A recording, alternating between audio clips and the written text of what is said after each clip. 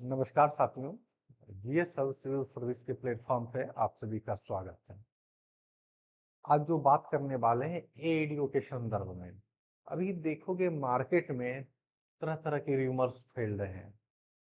तो जो एडीओ के एग्जाम दिए थे, इन रूमर से बच के रहिएगा। 3 फेज में आपकी एग्जाम ली गई थी, है ना। 3 फेज में एग्जाम हुआ था और फाइनली एग्जाम कैंसिल हो गया है ना।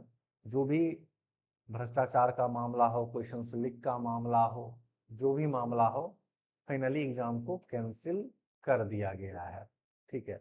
तो ठीक है, जिनका एग्जाम अच्छा नहीं गया था, क्योंकि कुछ शिफ्ट के क्वेश्चन देखे तो स्ट्रेट फॉरवर्ड क्वेश्चन पूछे गए थे, कुछ शिफ्ट के क्वेश्चन देखें तो थोड़ा सा कंसेप्ट ओरिएंटेड पूछे गए थे।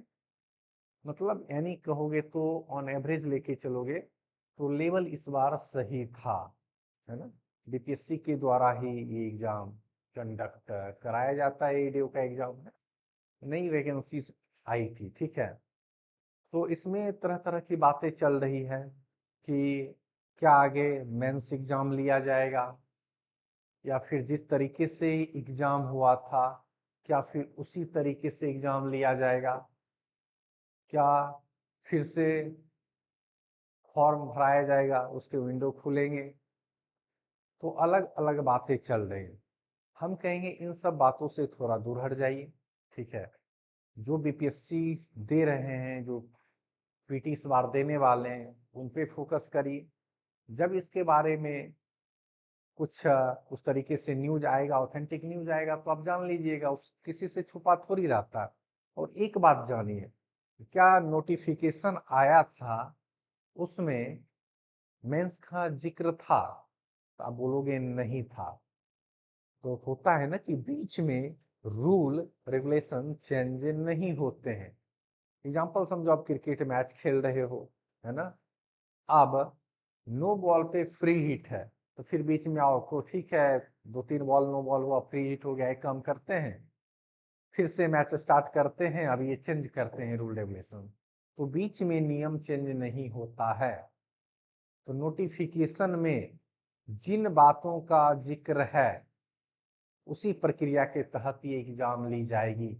सिलेबस भी यहाँ पे डिफाइन किया गया है, कौन कौन से सब्जेक्ट्स से क्वेश्चंस पूछे जाएंगे।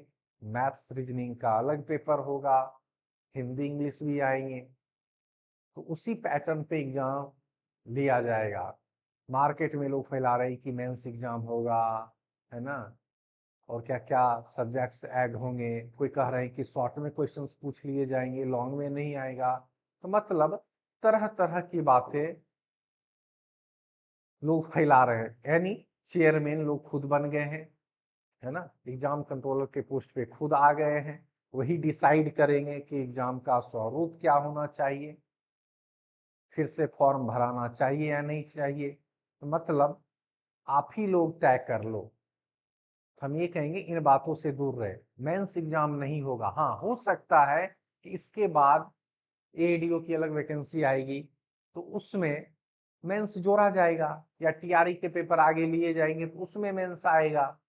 तो एक अलग बात है कि फ्रेश फॉर्म भराया जाएगा, फिर उसमें रूल रेगुलेशंस अलग रहेंगे, तो अलग बातें हैं। ठीक है ना। लेकिन बीच में नियम यहाँ चेंज नहीं होगा। जो नोटिफिकेशन में लिखा हुआ है उसी पैटर्न्स के आधार पर एग्जाम लिए जाएंगे। यदि बीच में कुछ चेंजेज आया तो कोर्ट केस हो जाएगा, लिख के रख लीजिए।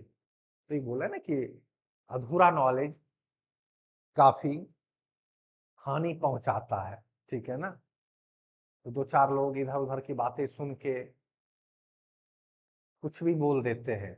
ठीक है, बीपीएससी में इस तरीके से बातें चल भी रही होगी, तो कुछ सलाहकार होंगे, जब इस पे बैठेंगे, सोचेंगे, विचारेंगे, फिर अंत में यही निष्कर्ष निकालेंगे कि एग्जाम के लिए कोई चेंजेस नहीं होगा। जो सिलेबस निर्धारित किए गए थे, जो पैटर्न दिया गया है स्टूडेंट को, उसी पैटर्न पे हम एग्जाम लेंगे। ठीक है। तो जिनके एग्जाम अच्छे नहीं गए थे उनके लिए एक और अपॉर्चुनिटी है, अच्छे से पढ़िए, है ना। एमसीक्यू बेस्ड एग्जाम है, तो यदि आप बीपीएससी प्री की तैयारी कर रहे होंगे तो जीएस तो अच्छा होगा ही होगा, ठीक है ना। मैथ रीजनिंग पे फोकस करने की जरूरत है। और इस बार जो क्वेश्चंस पूछे गए हैं तो एक क्लू तो मिल गया ना, एक वे पता चल गया कि किस लेवल से क्वेश्चन आएंगे, ये भी तो पता चला, तो किससे पहले एडीओ के एग्जाम हुए नहीं थे कभी बीपीएससी के द्वारा, ठीक है ना। तो ये पता चल गया, इससे आप अनुमान लगा लीजिए कि पढ़ाई का स्तर क्या होना चाहिए, किन टॉपिक्स पे हमें ज्यादा फोकस करना है, मैथ रीजनिंग में कौन से चैप्टर पे हमें ज्यादा काम करने की जरूरत है, इससे ये पता चल गया। तो एक सही चीज है, ठीक है। जिनका एग्जाम अच्छा गया तो वो लगभग थोड़ा सा दुखी में होंगे कि अच्छा गया था, ये कोई बात नहीं, ठीक है। तो आप जो पढ़े हुए हैं तो आपका पढ़ा हुआ, ठीक है, बेकार नहीं जाएगा, अच्छा ही होगा, ठीक है ना।